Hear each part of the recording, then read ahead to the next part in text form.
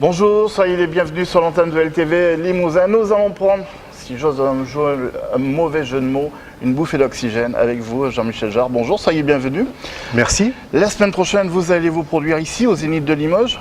Avant qu'on retrace votre histoire, vous avez vu la salle, vous avez visité un petit peu. Alors, vous pensez quoi du Zénith? Moi, je suis très impressionné par cette salle parce que c'est pour moi une des plus belles salles de France et d'Europe même. On ne se rend pas compte à quel point on a des salles extraordinaires en France. Et c'est d'ailleurs une des raisons qui m'ont fait penser à faire cette tournée tout simplement. C'est que pour la première fois, je fais une tournée à travers le monde en salle, et quelque chose que j'aurais certainement pas pu faire il y a 8 ou 10 ans, parce que justement technologiquement les salles n'étaient pas prêtes pour recevoir ce que j'avais envie de partager avec le public.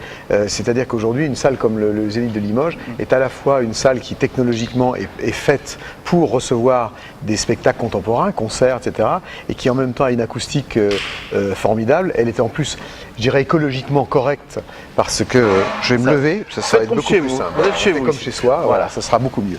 Ah.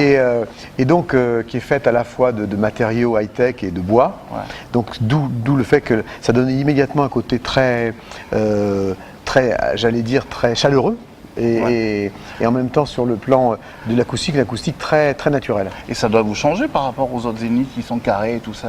Exactement. Ce qui est très original ici, qui me donne vraiment envie de faire quelque chose de particulier, c'est le fait justement de ce côté circulaire qui fait qu'en plus acoustiquement, on évite les phénomènes de mauvaise réflexion. Donc c'est vraiment une salle très impressionnante. Et puis il y a un côté soucoupe volante posée dans la forêt, OVNI, qui va très bien avec le projet que je vais avoir la joie de partager avec le public de Limoges et de la région. On en parlera demain de ça. Et on va faire un retour en arrière.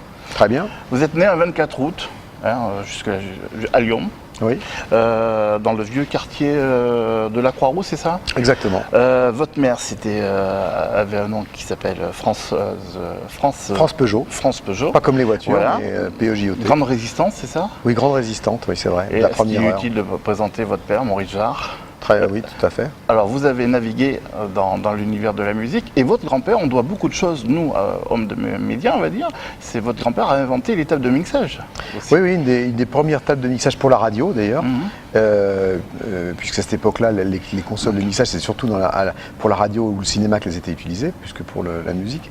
Et puis aussi, il a été l'inventeur du TEPAS, de ce fameux tourne-disque qui était l'ancêtre de l'iPod, si on peut dire. Ouais. C'est-à-dire qu'on pouvait se balader avec son tourne-disque avec le haut-parleur dans le couvercle, qui a fait danser beaucoup de générations des baby-boomers. Alors, tout petit, vous avez été bercé dans la musique. Oui, c'est vrai, on peut dire ça. Bon, pas autant qu'on pourrait le penser, parce que mes parents ont divorcé quand j'avais 5 ans, j'ai eu peu de rapport avec mon père qui est parti. C'est ça Oui, 52, 53. Qui quitte la France. Ouais. Bon, il a fait la carrière qu'on connaît avec, je vais citer 2 films pour vous montrer ma culture quand même.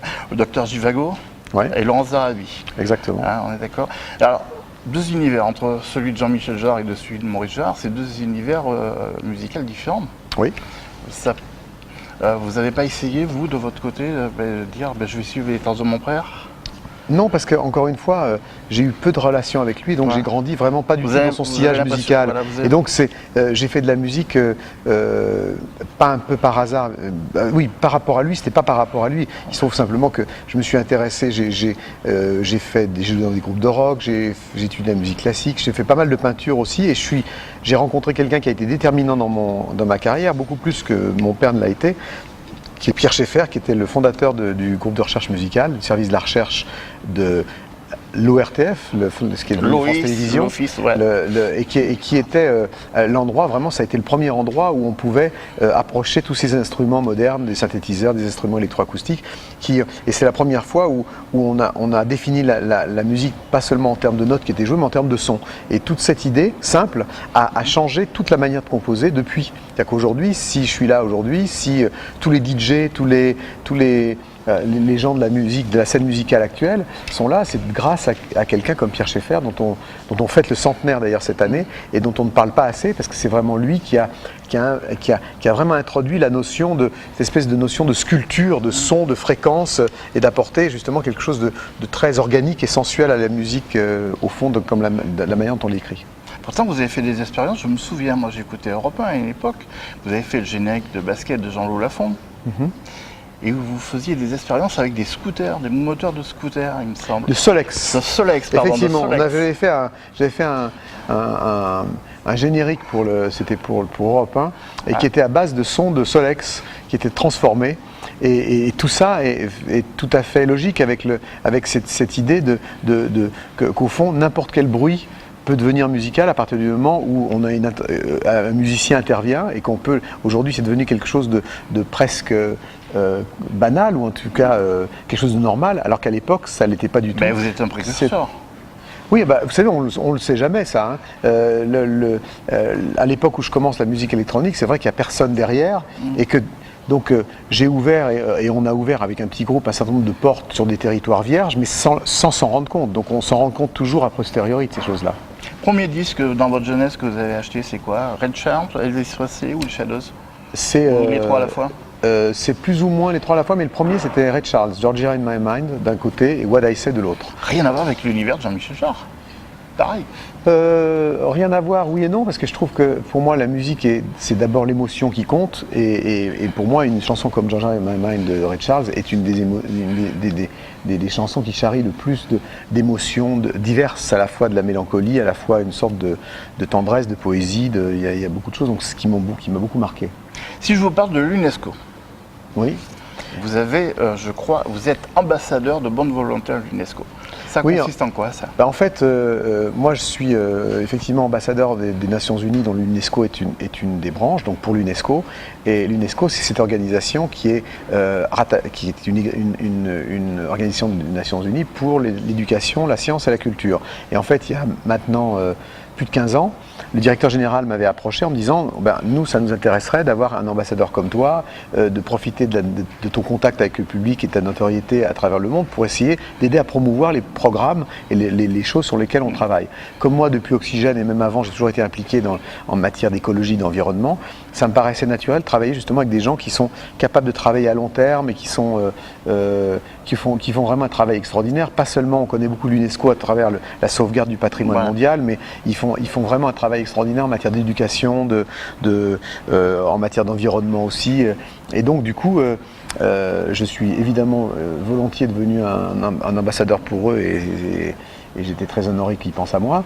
Et du coup, à travers mes concerts, à travers mon activité, j'essaie de promouvoir au plus près ce qu'ils font. Par exemple, les programmes de mes concerts que les gens achètent dans le monde entier, à chaque fois que je fais un concert, la page centrale est dédiée à l'UNESCO. Donc ce sont des choses qui ne sont pas trop intrusives, c'est pas l'histoire de donner des leçons de morale aux gens, mais simplement de se servir de ces occasions-là pour lancer des signaux, de manière poétique ou surréaliste ou artistique, et pas seulement un télo, quoi. Alors, comme on va dire, vous parlez de vos concerts à travers le monde, on va regarder en fin d'émission des images justement. Quel est votre meilleur souvenir de concert à travers le monde? Il y en a beaucoup. J'ai la chance d'avoir joué dans des sites et dans des endroits d'occasion tellement extraordinaires, que ce soit à Houston pour le 25e anniversaire de la NASA, en Chine dans la Cité Interdite, ou sur la place Tiananmen, aux Pyramides d'Égypte, au Docklands à Londres, pour le pape Jean-Paul II dans ma ville natale. Et je pense que si j'avais gardé un souvenir, ça serait peut-être celui-là, de jouer dans sa ville natale à l'occasion d'un tel événement comme la visite de Jean-Paul II. C'est quelque chose d'inoubliable. La scène était là où j'allais avec ma grand-mère au marché, faire le marché quand j'étais gosse. Donc c'est évidemment une chose très particulière pour moi. Je crois que vous serez dans votre ville natale le 4 novembre, il me semble, à Lyon. Exactement. Le 4 novembre et le 15, vous serez à Rouen, il me semble. Exactement, vous êtes très bien renseigné. Ouais. Oui, et la semaine prochaine, vous revenez à Limoges. La semaine prochaine, je reviens à Limoges, effectivement. Donc voilà. Bon, on va se quitter justement avec des images que vous avez fait à travers le monde, des concerts. Très bien. Et vous revenez demain? Absolument, avec plaisir. Bon, on se retrouve demain. Passez une très bonne journée sur l'antenne de LTV Limousin. Merci d'avoir suivi ce programme et à demain.